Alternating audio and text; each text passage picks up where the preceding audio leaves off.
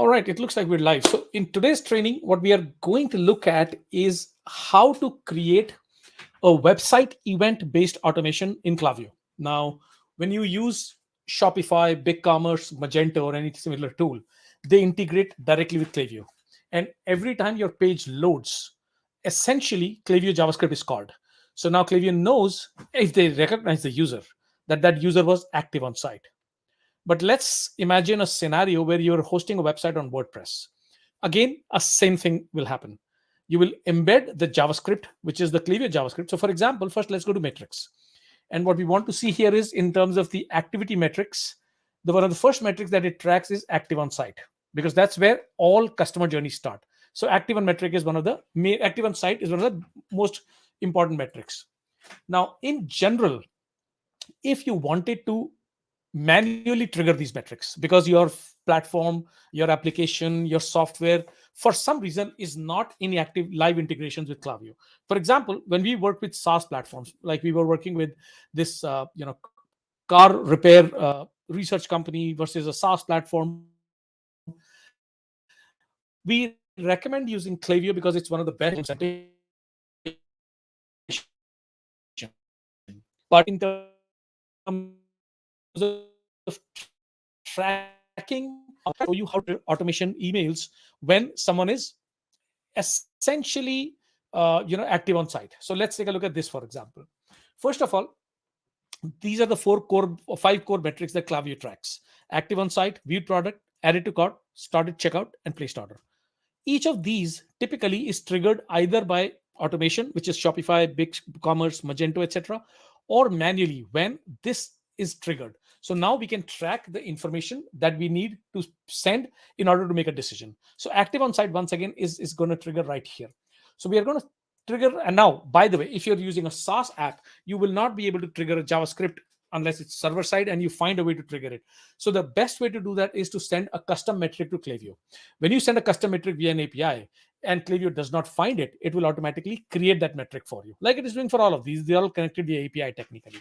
So with that being said, typically what I'm going to show in this conversation, I'm not adding active on site or active on website or use the app, etc., as a metric, how to set it up. But I'm going to talk about how to set up an email flow with this. So we are going to go into flows and we are going to create a flow from scratch. And we are going to use active on site as a benchmark. What metric do you use is entirely up to you. Let's create a flow and we're going to create it from scratch. So when we do this, let's call it active app, used app. Let's call it, you're running for a SaaS platform. So you're running an app, right? Used app, and then create flow. Now this is used app, or let's actually used app should be the metric, but we'll rename it for a minute. Now, what is the trigger? Now the trigger can be metric. You see this here. So this is the metric. When they take specific action, what will trigger this? Let's say active on site, and the filter of the trigger is, you can add a trigger filter where if it's a particular page you want to do this, you can do this, or active on site, and you can restrict the flow to specific users where what someone has done or not done. We go here, when person has active on site 0 times in the last 7 days. There you go, save. Now this will trigger when someone is active on site, but only if they are active on site 0 times in the last 7 days. So typically this metric will not trigger otherwise. This is not the best way to set it up, and I'll show you another way to set it up. But for now, if you set it up based on active on site, so if someone's active on site and they're active 0 times in the last 7 days, then this should start triggering. So what action will trigger this flow? When they were active on site 0 times in the last 7 days. That is the only way this will trigger. The problem here would be every time someone's active on site, they will be added here and then they will be filtered out. You don't want that. So how do you deal with that separately? Here's how you deal with that separately. You go back to Klaviyo, you go to your segments, and you first create a segment. So you go here, create flow. You create a segment. Give me a second. We'll go back to creating a segment first, because it will be easier to trigger based on only the number of people that fulfill that criteria, rather than checking that at the flow level. We will check it at the segment level. So let's create a list and segment. In this list, we are going to say, in this segment, we are going to say inactive 7-day users. And in this context, we are going to say what someone has done or not done. Active on site 0 times in the last 7 days, or not or, actually this will be and.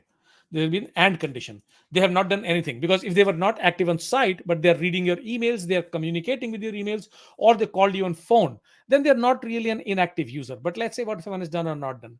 When they have let's say opened email, here we go, 0 times in the last 7 days, and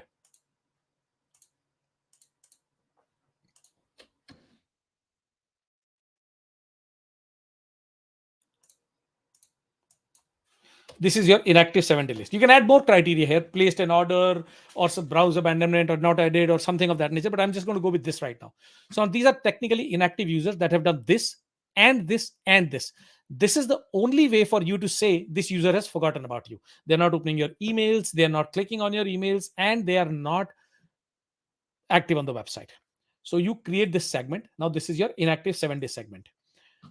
Immediately you can trigger a flow based on this segment. So now we are going to go to flows, and in the flows we're going to delete that flow that we created, because you can't really change the trigger once you have set up the flow. But since we did not go live, we might be able to change it today at this one. Let's take a look at this one. The trigger is in setup, so we can edit it from here. So select the figure on the left, segment. When people are in the specific segment, choose a segment, inactive 7-day users. There you go. The moment someone joins inactive 7-day users, meaning that their criteria of emails, clicking, opening, and website visit is fulfilled, they will get this flow. The first thing you're going to send them is an email. Here you go. You're going to send them an email. Then you're going to probably wait for a couple of days. So maybe you wait for 2 days, and then save, and then you send them another email. Here you go.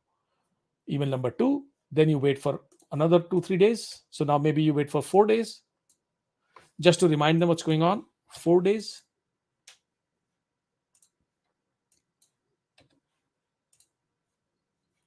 And then send them another email. This is ideally the best way to re-engage users. Now, this can be done at 30-day level. It can be done at 60-day level. It could be done at 180-day level, in any of these formats. But this is one of the generally considered the best way to set up a flow based on activity on your website. Now, this particular trigger, and in the context of an app, when you are sending out used app as a activity in Klaviyo, there is no limit to how many times you can send that. But the moment that activity trigger is fired into Klaviyo, it will store that as a custom metric, and this flow can be triggered based on that custom metric.